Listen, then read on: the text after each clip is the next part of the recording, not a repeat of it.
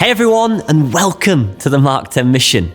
I'm so glad that you're here with us as we gather together and meet with Jesus.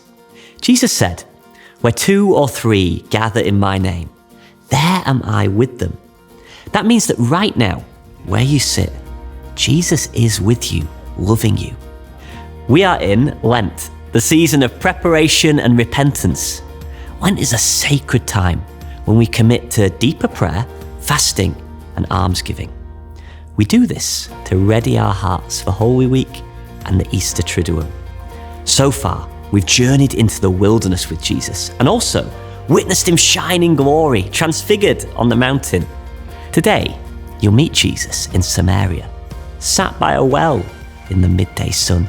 He's about to meet a person who's trying to avoid others and living in shame. Guess what? Jesus is about to change her life forever.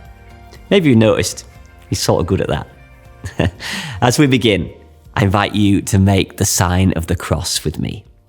In the name of the Father, and the Son, and the Holy Spirit. Amen. Let's listen to the words of Jesus in the Holy Gospel.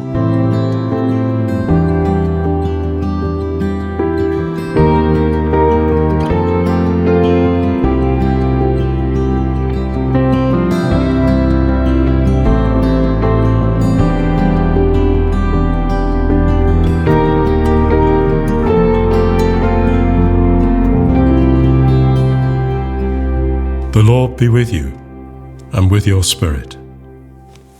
A reading from the Holy Gospel according to John.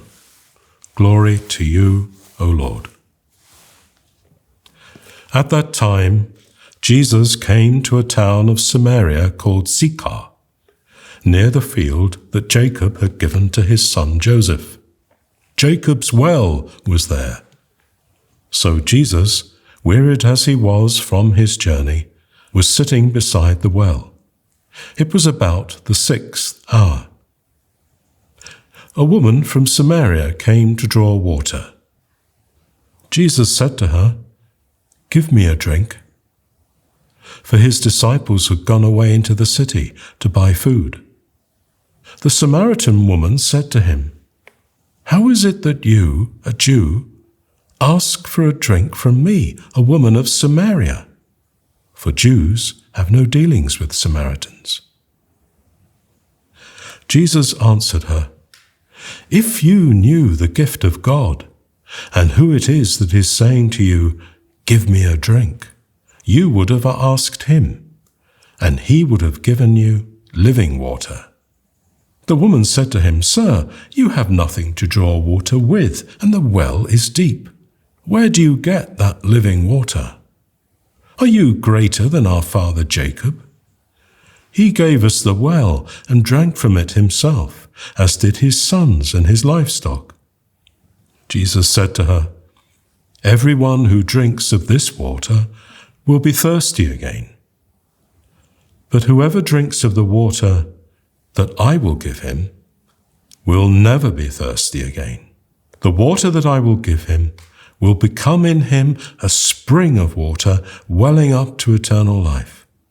The woman said to him, "Sir, give me this water, so that I will not be thirsty or have to come here to draw water.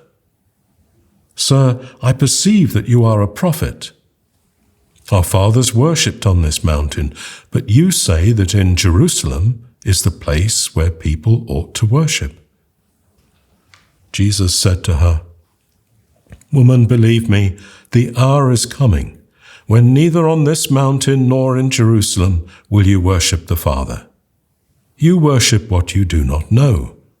We worship what we know, for salvation is from the Jews. But the hour is coming, and is now here, when the true worshippers will worship the Father in spirit and truth, for the Father is seeking such people to worship him. God is spirit, and those who worship him must worship in spirit and truth." The woman said to him, "I know that Messiah is coming, he who is called Christ. When he comes, he will tell us all things." Jesus said to her, I who speak to you am he. So the woman left her water jar and went away into town and said to the people, Come and see a man who told me all that I ever did. Can this be the Christ? The Gospel of the Lord. Praise to you, Lord Jesus Christ.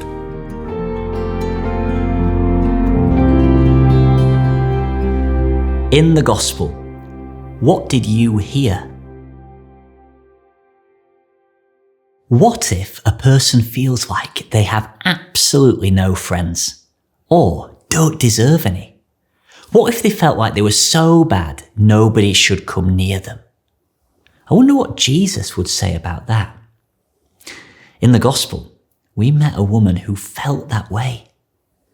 Maybe you've noticed, in Jesus' day, they were obsessed with who was clean and unclean. If you had a disease, you were unclean. If you'd sinned, you were unclean. If you touched a person who was unclean, guess what? You were unclean too.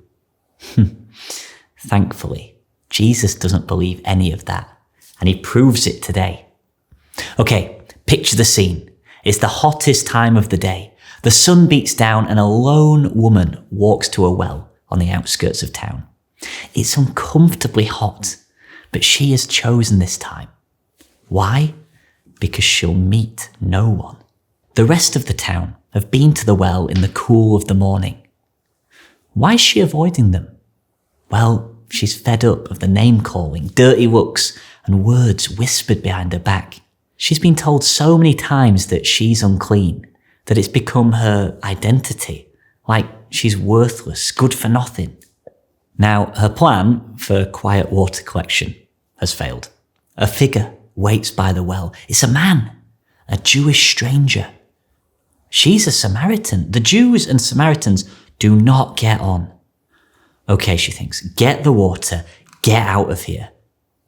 But then the stranger speaks. Shocking. A man speaking to a single woman out in the open did not happen in those days. Give me a drink, the stranger says. I wonder how these words were spoken. How did his face look? The woman's mind must have been racing.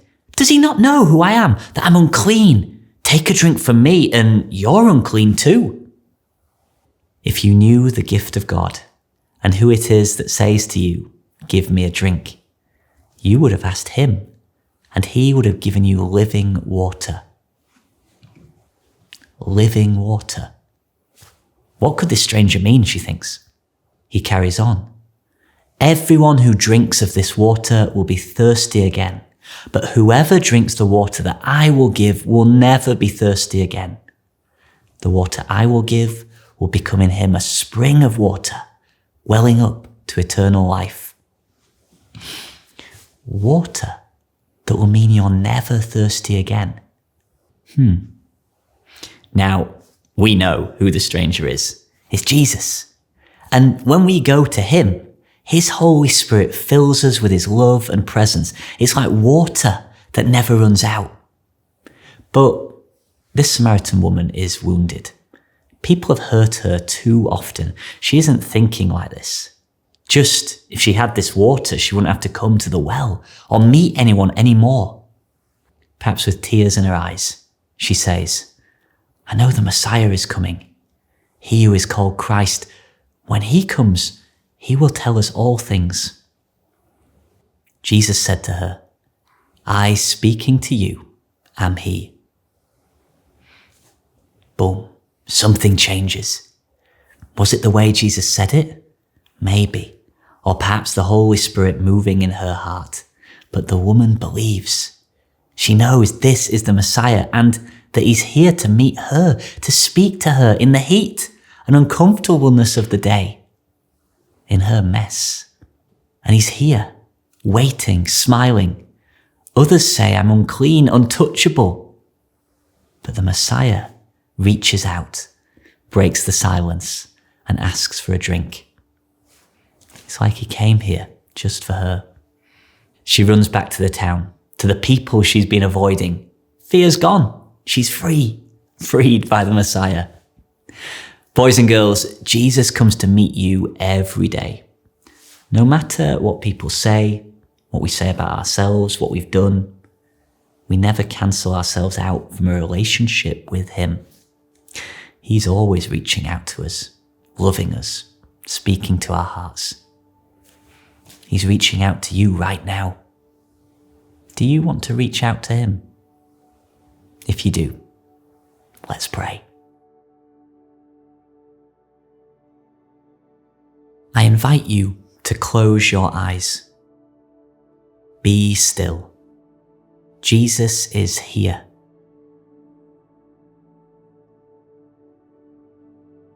Jesus would cross an ocean just to see you smile. There's nowhere he wouldn't go to find you.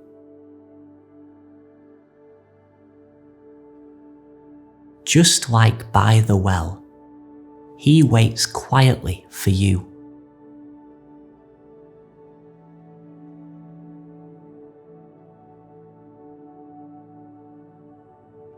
Jesus knows you and loves you. What does he say to your heart? Listen to his voice.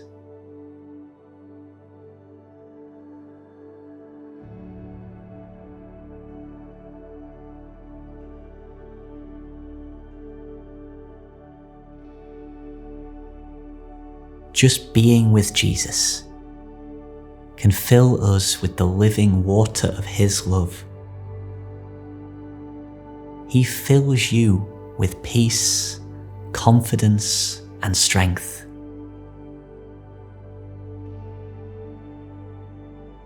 For a few quiet moments, simply be with Jesus.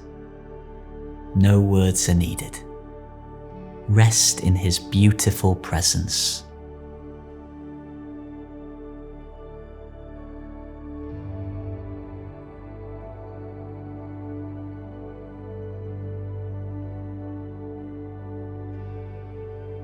Jesus is so pleased you are here. Is there anything you would like to say to him in your heart?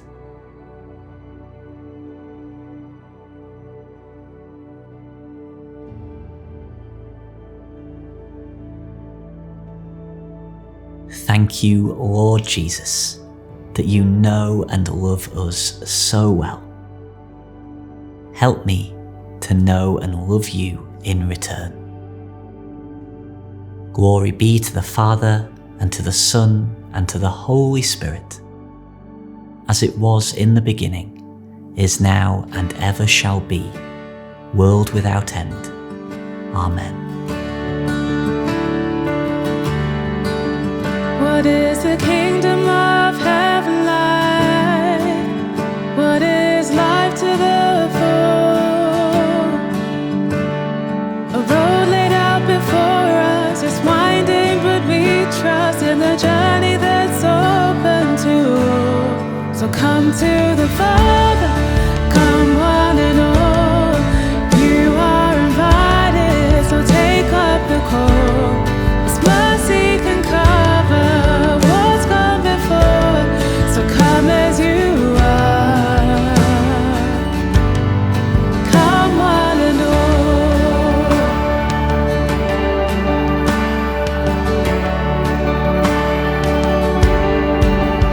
We won't ever walk alone.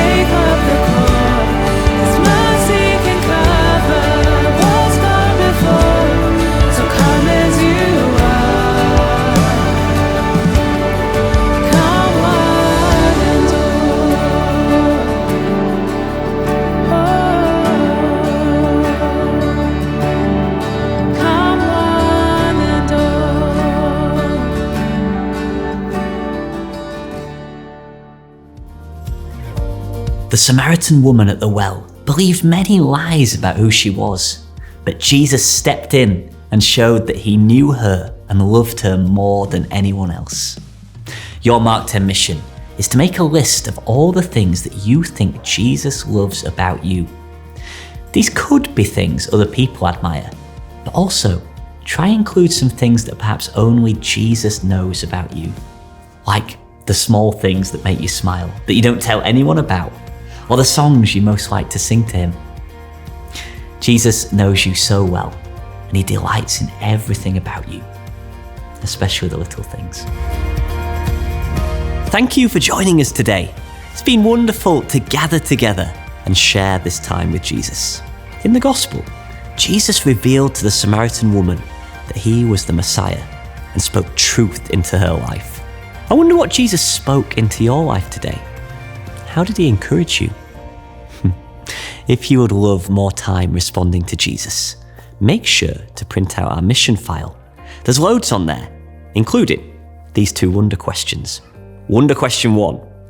Jesus said, "True worshippers will worship the Father in spirit and truth."